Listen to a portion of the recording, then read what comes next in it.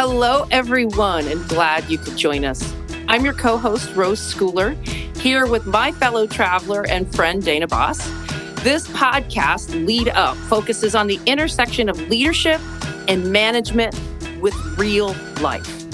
Managing a team and leading a group can be super lonely and really demanding at times, and we see you and we celebrate you. So come hang by the virtual water cooler with two very different perspectives on this topic. Mine, a 30-year career at Intel, ending as a corporate VP, and Dana with a long career in management and leadership development in many different industries. So welcome to Lead Up, and thank you for joining us. Well, hey, everybody. And I'm happy to say welcome back, listeners, because we actually have a couple. Rose. How exciting is this? Did you know? It's kind of like a little Sports Center throwback. Did you know that according to Amplify Media, 47% of podcasts produce 3 or fewer episodes? So you know what, Dana Boss?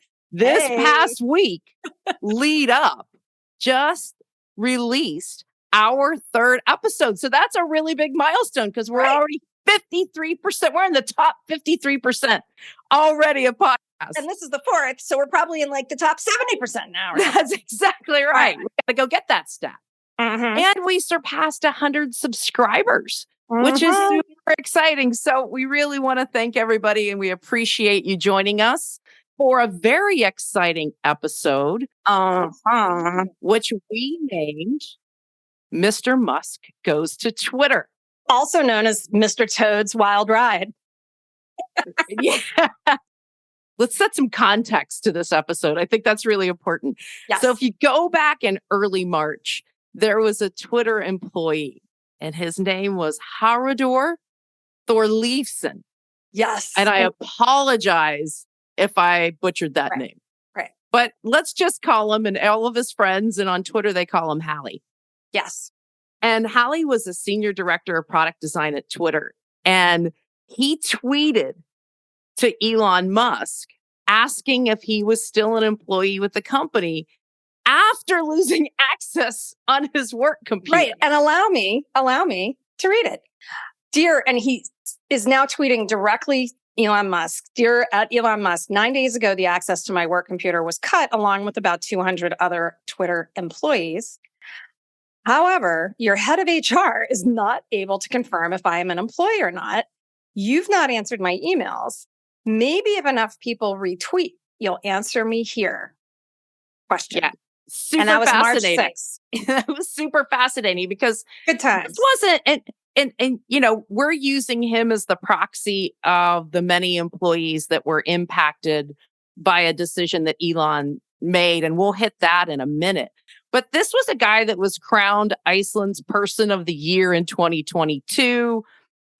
He was the CEO of a company that was acquired by Twitter. He had efforts across Iceland to install wheelchair ramps across the country. I mean, so we'll assume based on some of these accolades that he was a good, upstanding citizen. A person of substance and character. Yeah. It seems based on what we have learned about him. Yes. And, you know, the research that we've done shows that, as we know, he tried to work it via human resources. Normal channels. Normal channels, did not get a response.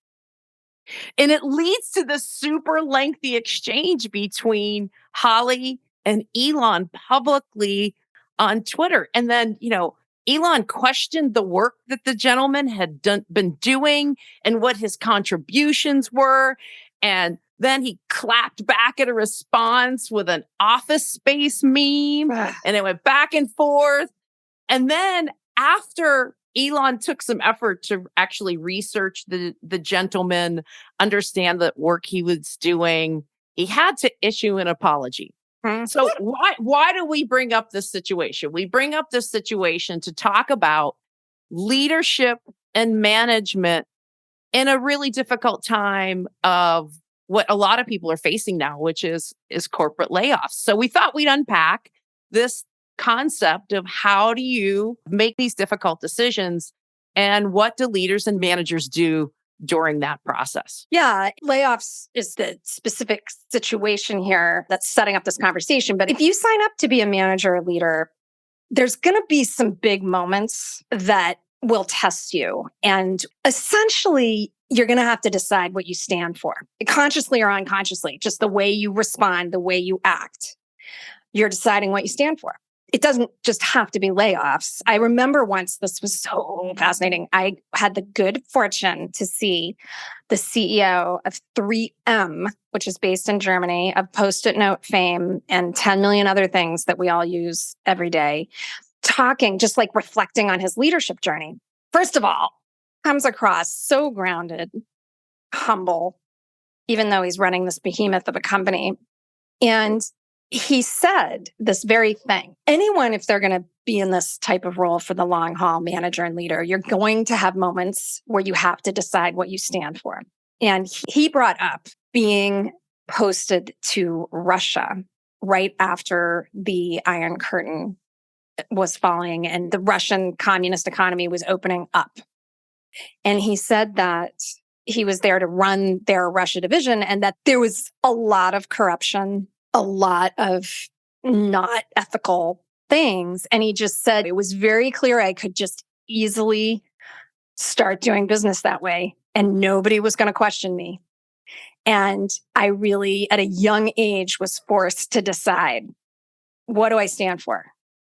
And so to me, that's kind of like the bigger issue that we're talking about here, and who you choose to be in a leadership and management role. That's really interesting because you know that one of my favorite leaders was Bob Swan. I mentioned him in a previous episode. Yeah. And he'd always say, he had a famous saying, closed almost every open forum with it, which was, if it's not hard, it wouldn't be worth doing. And if it's not done ethically, why do it? Oh, God, I love that.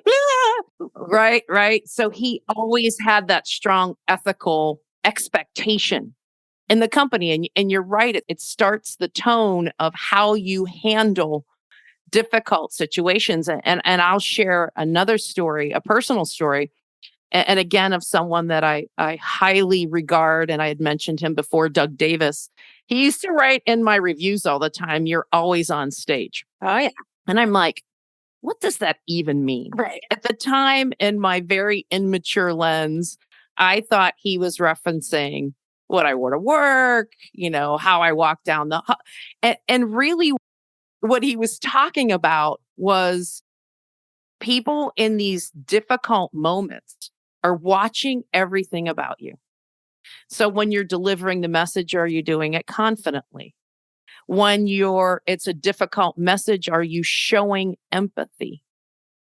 Or do you look like a corporate robot? And I think all of this, going back to the way we kind of set the context of this around Elon and his approach to the Twitter situation when he went in. From day one. Walking in with the sink and throwing it on the floor of the lobby. Right. Walking in with the sink, the Office Space memes. It goes back to people are always watching you. So let's unpack this a bit. And may I throw out one thing before we unpack? Other people might have different points of view, but my point of view is you can set a tone of decency and respect regardless of the circumstances. And that doesn't mean that everybody's going to be happy with you, but you can still set a tone that reflects those values. And I'm not talking about being a softie. I'm not talking about you have to be nice. I'm saying you can have high standards, you can have high accountability, and have to make tough decisions while still valuing the dignity of the people that work at your company. I don't know Elon Musk as a person. I can't comment on him that way. In other words, I don't like people who just sit here and comment on others who are doing big things, like some Monday morning quarterback. So I don't know him as a person, and could be a fabulous person.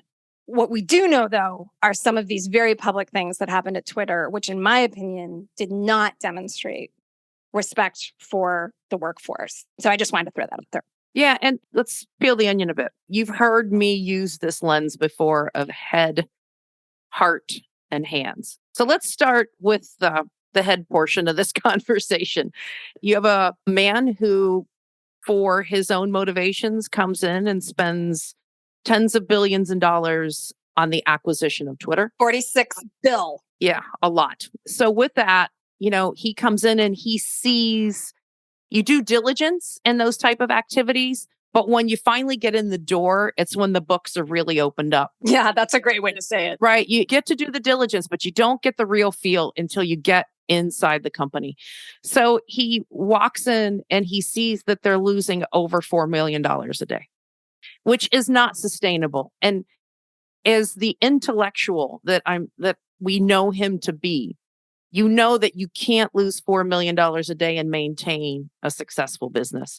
So he has very, very difficult decisions to make.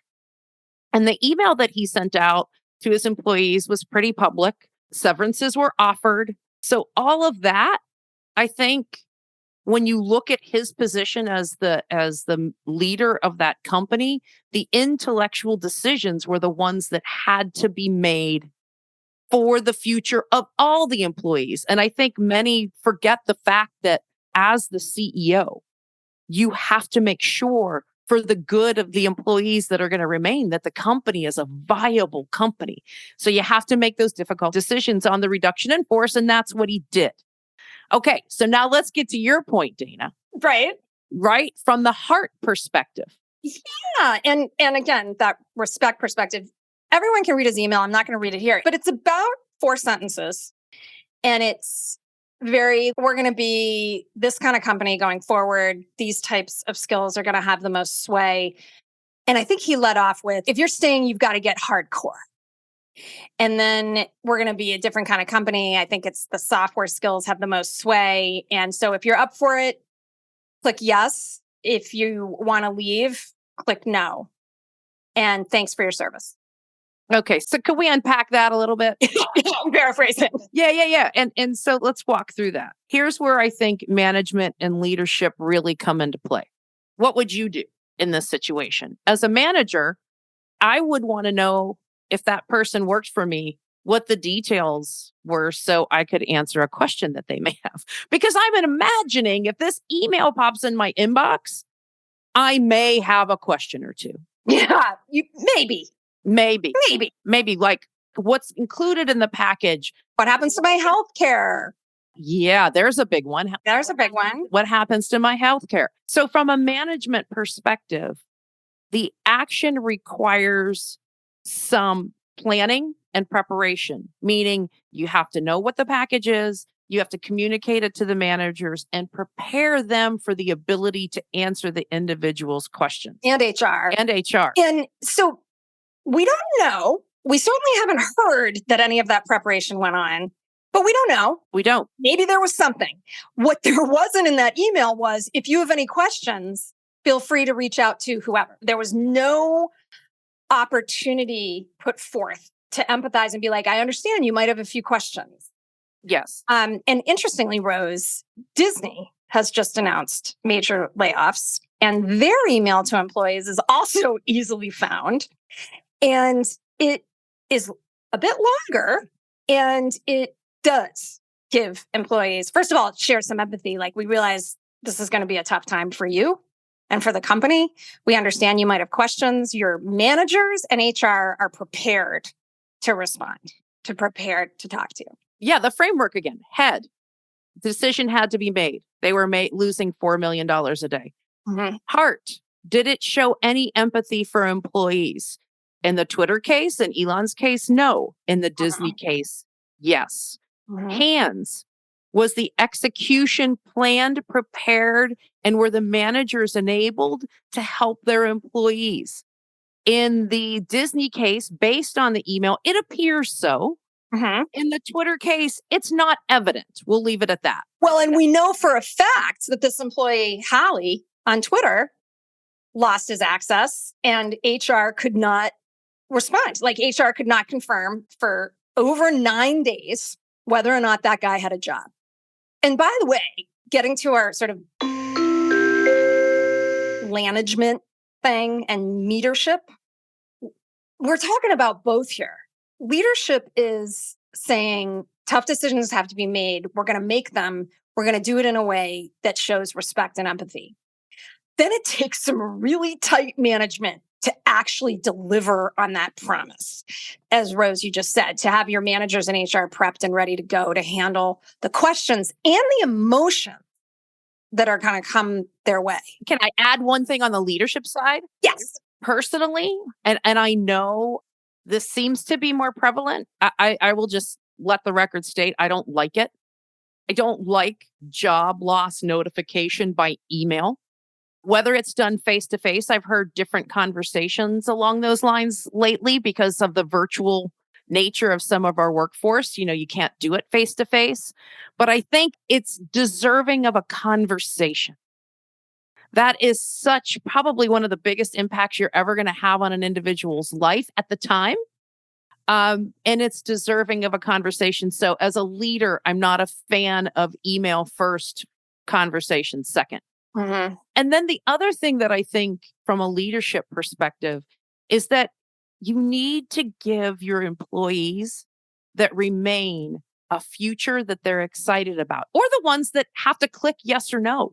Why am I staying? Right. I understand that it's going to be hard and I understand that it's going to be difficult, but that's not the inspirational tone that I'm looking for. Give me something that you believe in, that the board believes in, that the executive team believes in, that can inspire me to put that time and put that effort in. Like the freedom of speech. If he believes that he's enabling a platform for freedom of speech, then put that out as a point of light. So I know that my hard work not only will maintain my financial ability, but will also inspire my heart. Interestingly, and it's going to kill me that I can't remember this, but I absolutely know it existed. A lot of employees went out to Twitter to comment on what they were experiencing. And you said this to me, Rose, one was such a sort of mature response. Yeah. It wasn't hostile. It wasn't disgruntled. And it was like, hey, this guy has the right to run the company any way he wants. He owns it now. But I chose no to that question of, do I want to stay? Because I don't know what I'd be staying for. Yeah. I was like, oh my gosh, that's what nails it. Yeah, that's exactly the point. And then what was also fascinating is this is kind of a double-edged sword for him because he's using his platform for feedback and his own opinion. Now, we can debate on whether there's dignity and respect with an Office Space meme in terms of a response to a struggling employee. I guess my opinion, and listeners, you can argue this with me, would be no, there's not a lot of dignity and respect sending an Office Space meme to someone. But then he also went out and he said, hey, you've seen a little bit of it. Should I remain as the CEO? And the overwhelming response came back, No. No. And I think that was like to the general public, right? Like, of course, yeah, Twitter employees could vote, but that was also the general public. Yeah. Which also, by the way, helps us link to the fact that a lot of times I can get into these conversations with people and they think that we're just talking about it from it's the moral thing to do, or it's the right thing to do, or it's the nice thing to do. It is all those things. It is also about serious impact on your business. And now some people might debate whether or not this is just a short-term hit, but he bought Twitter for $46 billion, I think. And he himself has now acknowledged it's probably worth $22 billion. And they have lost the top 70% of their advertising revenue. So the people who advertise the most, they lost a massive billions of dollars of revenue. Some people will say that's a short-term hit for him to take the company where he wants it. My point is that how you run your company also has impacts on the business side. It has impacts on your reputational side. So I just want to be really clear. We're not talking about what's the nice thing to do. It is. It's both that and people now judge companies. Things are so public now that you get judged on how you run your company, not just on what the bottom line is or isn't. Yeah. So leadership and management has absolutely an outsized impact, not only on your internal culture, but also on your external brand, market implications, and corporate performance. Yeah. So I think this has been a super fascinating topic.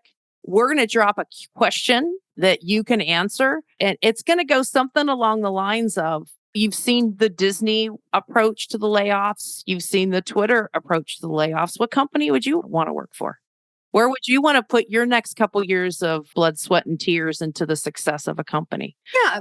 I do want to put out there, though, that there are some people who truly do believe that the way he handled all this was brilliant because it was quick and ripped the Band-Aid off. And why waste your time scripting a beautiful email that people are just going to be pissed off about anyway? And they will be pissed off regardless. Yeah, regardless. Yes. Believe me, there's some Disney employees that are pissed off right now. It doesn't matter how nice the email was. And it's sort of this, if you're asking people to opt in or out, are you actually even laying them off? So that you might not need to give them all the benefits that someone would get if they're laid off, right? And sometimes people will respond, listen, there's no dignified way to do it. So just rip the Band-Aid. And I just really have to emphasize that is not the case. There's no way to do it where people will be happy about it. Part of it is that, in my opinion, there is a dignified way to do it, but you also do need to be prepared that people are still going to be upset with you and you're going to have a lot of emotion coming your way. So that's going to happen no matter what. So again, it kind of gets back to you just choose what you stand for when it comes to this. But I also want to put out there that for people that have never actually seen a layoff handled with dignity, I don't blame them for thinking that way, because if you haven't actually seen it done, then you might just think there's no point in even making an effort. And it could be that you were the employee, or it could be that you were the manager having to deliver a message and you were hung out to dry. So like, I want to have empathy also, but I just really also wanted to put that out there. Like, some people think his move was brilliant. I don't agree. And I do think there's a way. There's a way. I will tell you that nobody's happy. And I will tell you it can be done with dignity and respect. And I've been laid off. And yeah, I guess it could have been easier if my manager had sent me a text saying, we no longer will need your services and just show up and clear out your stuff. And that's more or less what the conversation was. But he showed up for it. And he knew I was going to be upset. And then the CEO, who wasn't there at the time, sent me a note as well saying, I just want you to know, like, we decided not to go this direction. We don't need what you're doing anymore, but we really appreciate the effort. And they didn't need to do any of that. And I guess the outcome would have been the same. But I know that I'm glad I worked where I worked, as opposed to one of these places like Elon Musk Twitter. I just know that I always want to know the why. And there's usually a good reason behind the why. And for me, it helps soften the blow. Yeah. So let's wrap it up with our hot takes. Hot take Of the Elon Musk, Mr. Musk Goes to Twitter episode. Dana, you want to start? Yeah. And I mean, I think people, they've already heard, but I just think if you sign up for a manager or leader role, it doesn't matter if you're a frontline manager managing a team of 5, if you run a small business and you decide to hire employees, or if you're in some big mega corporation, there are going to be moments where you are sharing difficult messages. Maybe it's a layoff, maybe it's something else. And it's just, we can't avoid it if we take that role on. And we just need to decide how we're going to show up for it. Yeah, I love that. And then the only thing that I would add is create a point of light that inspires people.